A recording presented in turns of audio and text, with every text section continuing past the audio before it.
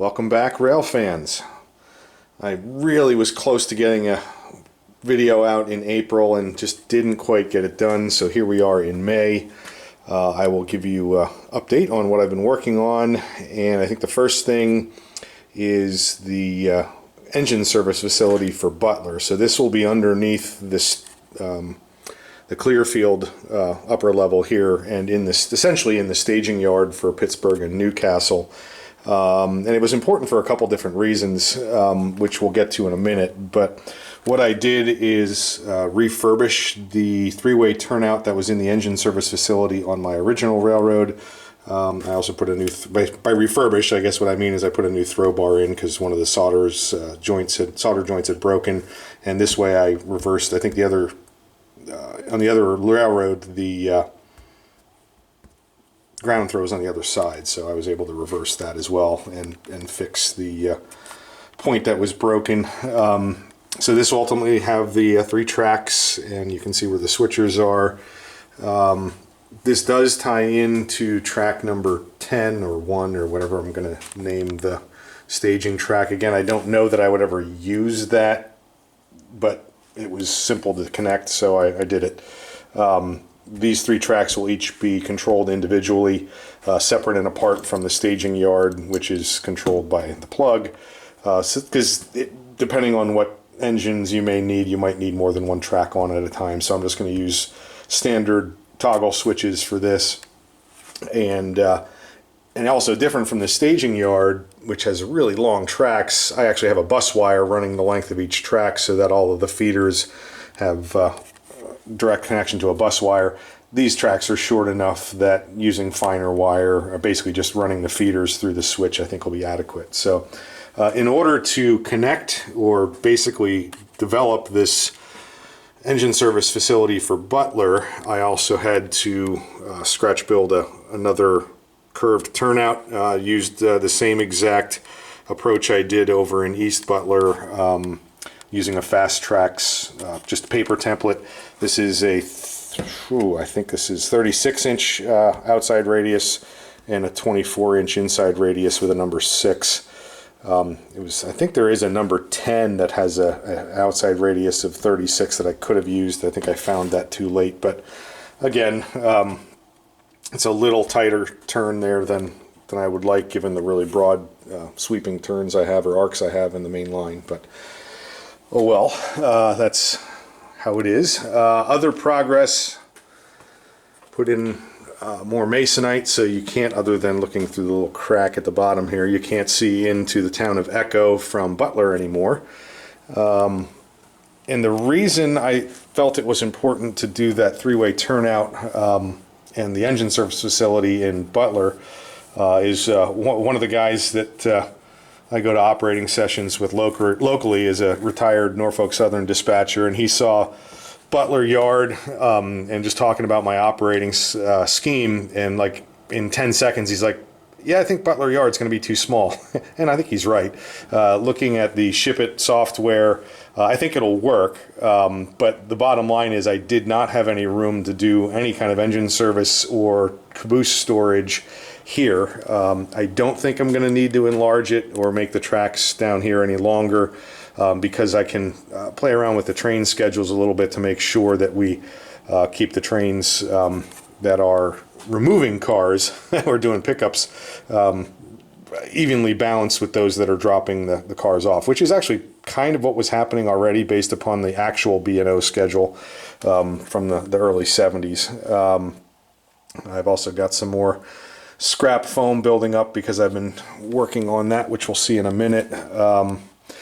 So crews, I think there are, as it stands now, there's 2 trains that originate in Butler and 2 trains that terminate in Butler. So both of those, or actually all 4 of those, will either have to go over to the engine service facility and staging, run their locomotives and caboose basically either on the Butler runner or on the first yard track, which is also double-ended. And that way they can come out at that curved turnout and be on the running track, which is not the main line, so they won't have to deal with the dispatcher.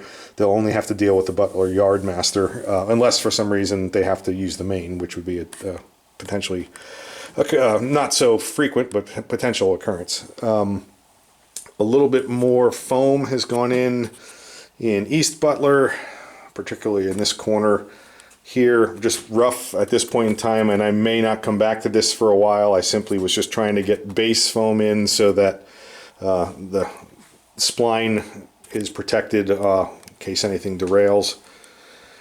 Also put in the storage track for power here at WS Tower.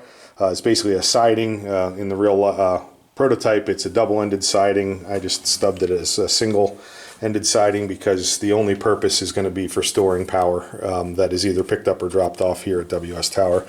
And while I've been doing a lot of hand laying of spurs and yard tracks, since this is a siding, I'm sticking with my standard, which would be to use Code 83 Flex Track for both the main and the siding. But since this one kind of was taken out of service, or at least I'm showing it as taken out of service, I used the John Arthur patented technique for using Flex Track and just removing some ties and kicking a couple out of alignment. And I'm sure I didn't do it as artfully as John did, but it serves the purpose and gives a little sense that that end of that spur, or siding rather, isn't maintained to the same level. So I'm sure that'll clean up a little bit as I ballast the track.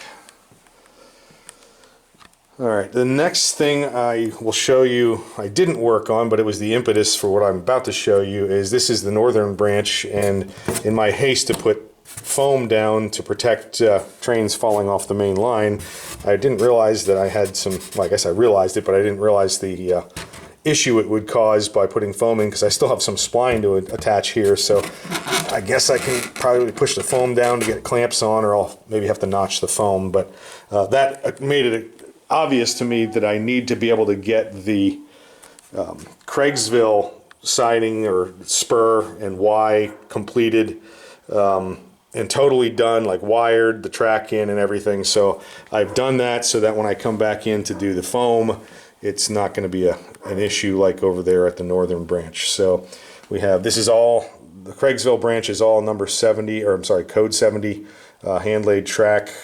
These are two number 6 turnouts. So everything all installed for the Craigsville branch, and I've run it just to make sure everything works properly, and it does. And again, that'll just fade out into the scenery. This will be where the limestone tipple is for, I think, Pittsburgh limestone, that I think fed limestone to the furnaces in the steel industry in Pittsburgh. And again, this spur over here is for the Butler County Mushroom Farm, or I'm not sure, that was one of the names for it at one point. I forget what the name was in '74. And they got gondolas of horse manure from St. Louis and somewhere in New York, I think. So those are the only two industries here in Craigsville. I think I mentioned before that a derailment in the 60s wiped out the whole siding here in Craigsville. But due to compression, I put it back in, and it's primarily going to be used for storing loads and empties for Craigsville industries, as well as some other industries in the same division. So this will not be a passing siding. This will be basically a storage siding. Based upon my 1974 timetable, there were sidings along the route that had an asterisk or a note that did specifically state that crews should be alert to watch out for cars stored on this siding. So while again not the correct siding, and this siding was not there at this time, it's certainly hopefully providing the flavor of how the operation occurred back then. So don't know that I have anything new here. This is probably next on my list of things to do, is to hand lay the Pittsburgh and Shawmoot connection.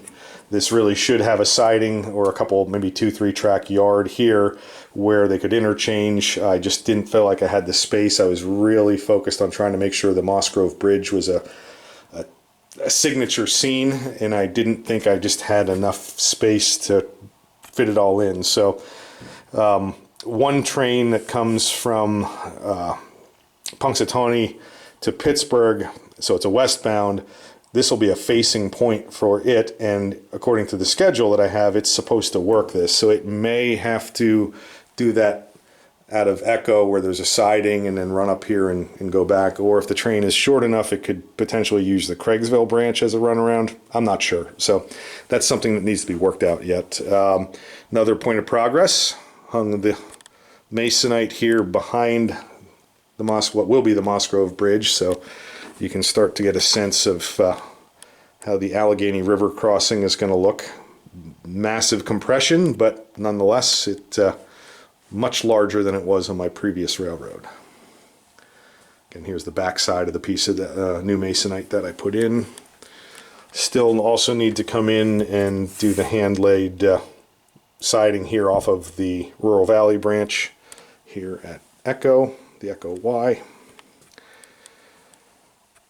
And finally made some additional progress in the town of Dayton. So Dayton, we come back into plywood and homosote off of the spline. So this is all level since it'll be a town that gets switched. This will be a passing siding. It won't be as long as the passing siding over in Echo, which will take a full three 4-axles rather, 24 cars and a caboose. This will take, I think, a 16-car train, a caboose, and 2 4-axle locomotives. So the dispatcher will have to be aware of train length. So obviously only one of the trains has to be short enough to fit in the siding here.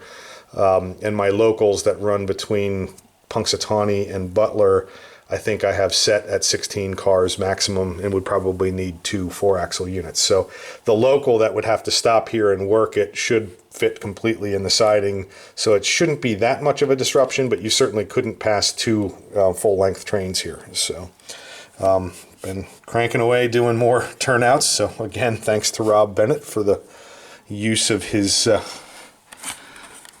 fixtures. And I've actually purchased another fixture and some other materials to continue a new file, and I'm just making so many turnouts through Fast Tracks that I've made it worthwhile to make an investment. And if you are doing Fast Tracks and you've using some old tired file that you had in your workbench since you were a kid like I was, take Fast Tracks advice and just get their file, because the new file makes it go so much faster.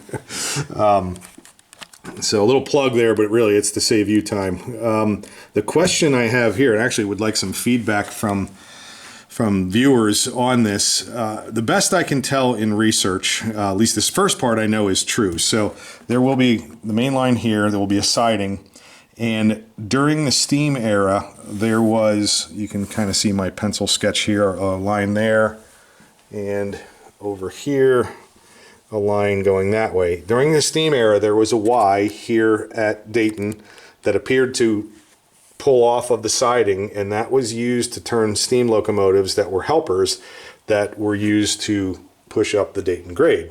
And because they didn't have dynamic brakes, the slight downward grade going from Valier, which is going to be up there, into Punxsutawney, there was a downhill.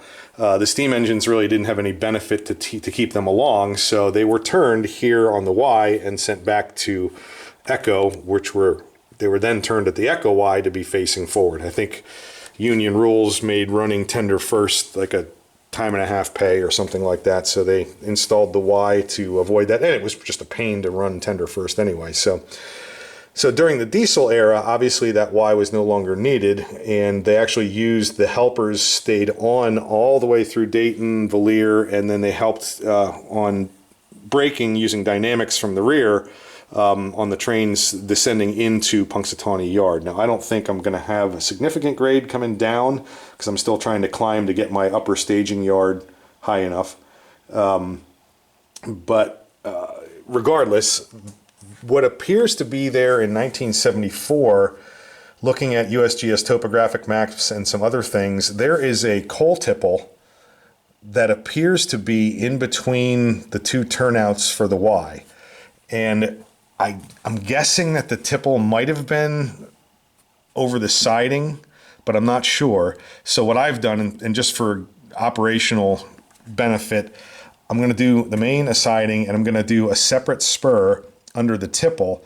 But the way I'm going to model it, I think, is I'm going to use as if they took the turnouts for the Y and left them in and just realigned the track to get underneath the tipple. So the tipple track will actually have turnouts at either end, and then I'll just model cork roadbed on either end to show the old right-of-way alignment of the Y, just to give a little bit of the flavor of the history. So here is the question. What I suspect probably happened in real life is that the local would actually work the tipple and maybe switch the cars. I really have no interest in doing live coal loads or a tipple that actually fills cars. So I want to treat this just like a regular industry where you have an operating session and you drop off empties, and the next time you come over for the next operating session, they're now full, or vice versa. They're full and now you pick them up and empties are deposited at some other time. In order to make that plausible, if the mine itself, and this probably wasn't a mine, it was probably a tipple served by truck. Just that happened a lot on this section of railroad where there were smaller mines that had the truck to central tipples. And there were some mines, but not all of them were direct served. So the thought is either they'd have to use like a bulldozer or winches and cables. If I had the tipple at one end and I want 6 cars, this spur track that's in between the two old Y switches is going to hold 6 cars.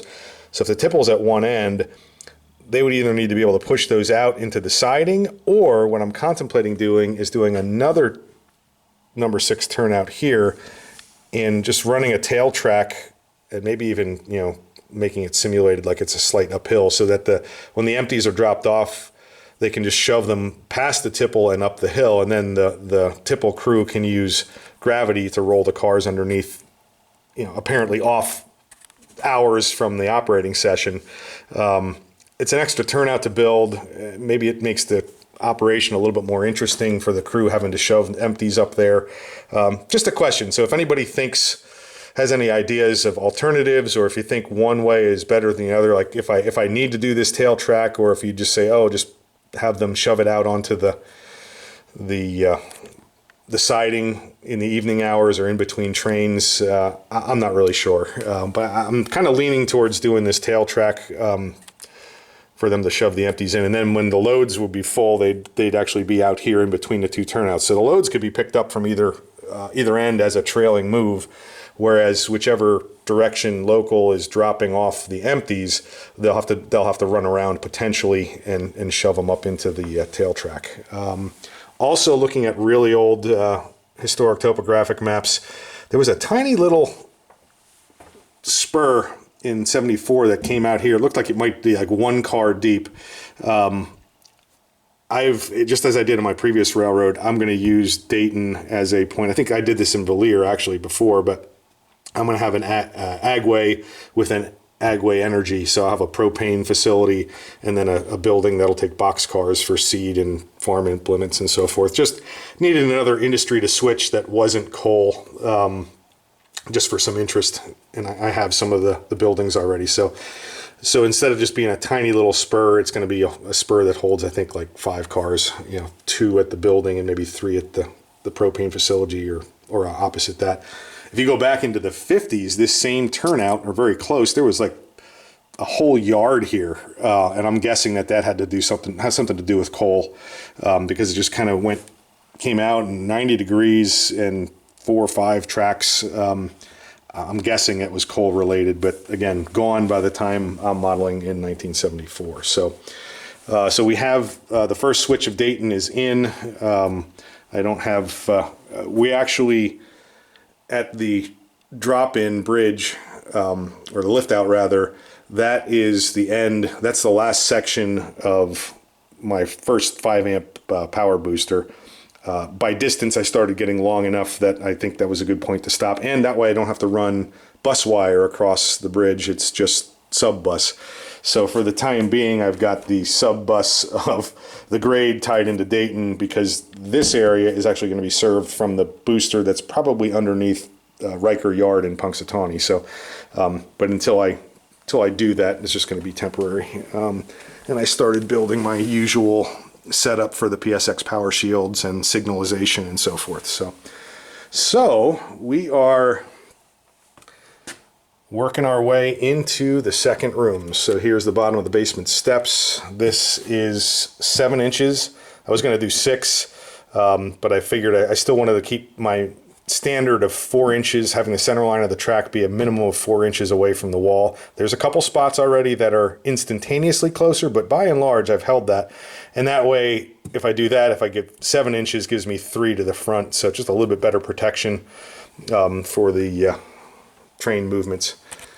And then we come to the circuit panel, and this will be another lift out, but this one won't need to be taken out nearly as often as the other one. I'm trying really hard to have the track be straight and not on a grade. The other one is, I've already had to put rail joiners on the curved end. The straight end, which is on the left side, is fine, but the right-hand side, I had to put rail joiners on. Again, not really an issue because that door doesn't need to be opened or closed during an operating session because all access is from the steps here. But it can be removed quickly. This one probably won't get removed anywhere near as often because I do go out of the Bilco door periodically to bring materials in. But this one I'm going to try and make straight because it just works so much better when the track doesn't have to be arced and super elevated. Of course, the lift out at the Bilco door has a radius in it and it's super elevated, so not ideal. So the track here, I'm going to go back into spline because in Valier there's actually an underpass, which I photographed, I think last fall, or 2 falls ago. So if I can figure out how to do that in Shotcut, I'll put a photograph in to show you why I want to come up on the grade will come up anyway to get up elevation into Riker Yard, but this way I can run the vehicular underpass under the railroad in a prototypical way. Here, come across, and then we'll probably tie back into, I think I might go into plywood and homosode again, and then we're going to come up. We'll definitely clear over the water meter by a decent amount, and then midway down this 66-foot long wall will be Riker Yard. So we are getting very close to being. We're in the other room with bench work. We just getting very close to being in the other room with actual track. So my current end of track is not quite all the way into the town of Dayton, but it's right here. So that's where we are now. I'm going to keep trying to get these closer to being monthly.